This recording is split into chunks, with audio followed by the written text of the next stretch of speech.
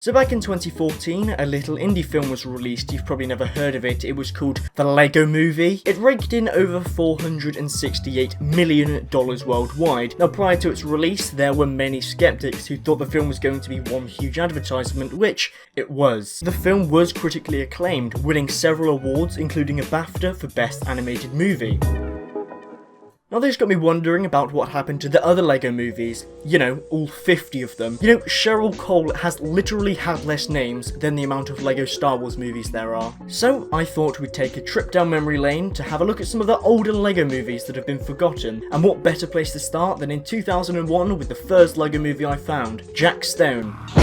Which, to be honest, was a rather fitting title because whoever made this must have been seriously intoxicated with something. To be completely honest, this felt like something you see just before you die. This movie is essentially about our boy Jack over here, who is a fireman, Coast Guard worker, and a sugar daddy. I love Jack Stone! I wanted to give the animation the benefit of the doubt, seeing as it was probably made during a time where CGI films weren't as prevalent in the media.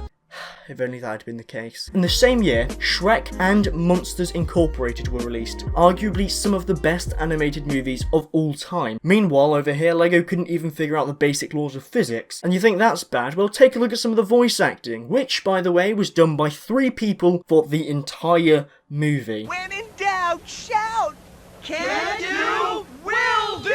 Mom, Jack Stone's peering into my soul again. Let's move swiftly on then, shall we? The next movie I found was called Revenge of the Brick, a spoof film based loosely on Revenge of the Sith. Now, I'll give it to the animators of this show, they were very ahead of their time in making the characters look like celebrities after plastic surgery. Not only am I baffled at how this was greenlit, but also how this was deemed a kids show. I'm telling you now that if I'd watched this when I was younger, I would no doubt be drinking Monster Energy drinks and eating jumbo packs of Dorito on my way to school. Again, I'd like to remind you all that this film came out 1 year after The Incredibles. 1 year. Now, whilst it's easy to bash films from 20 years ago, I thought I'd take a look at some of the more recent Lego movies, of which there are very, very many. Such examples include Lego Spider-Man Vexed by Venom. Based on its name alone, I was fully prepared to dismiss this movie. To my surprise, however, this was one of the most aesthetically pleasing 3D animated shorts I had ever seen. From the detailed imperfections on the plastic to the vibrant comic-like colour palette, this short is gorgeous. Similarly, the current Lego Cities Adventure show looks fantastic. Instead of attempting a more realistic animation style,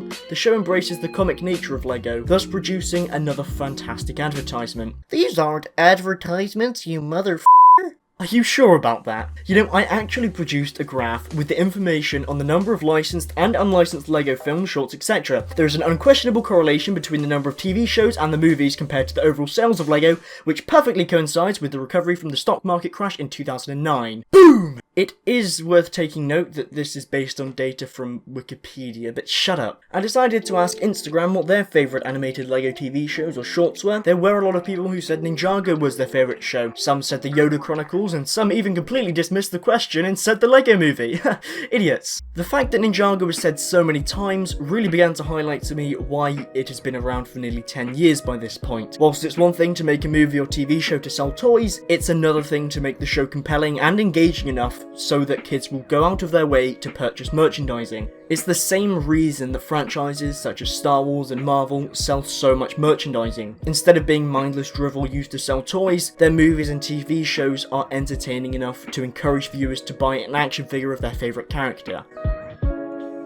So yeah, that's it for today's video. I hope you all enjoyed it. If this video can get to 30 likes, I'll be making an entire video on Jack Stone because that is such an interesting case study. Comment down below what your favourite type of curry is for a free onion bhaji and some pita bread. Sometimes when I can't find my room, I'll just sit